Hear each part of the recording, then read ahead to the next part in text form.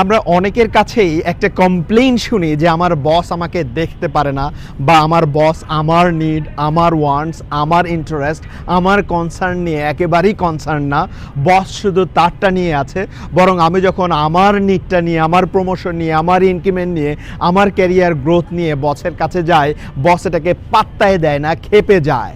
একটু চিন্তা করে দেখুন তো, বসরাও কিন্তু মানুষ, তারও কিন্তু কেপিআই আছে, তারও কিন্তু অ্যাকচুয়ালি ডেলিভারেবল কিছু কম্পোনেন্ট আছে তার বসের কাছে।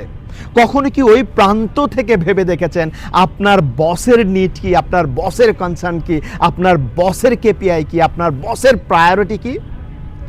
যখন বসের কাছে প্রুফ করতে পারবেন you are there to support to achieve his KPI, you are there to support to focus on his priority, উনার যে ডেলিভারেবলটা আছে সেইটাকে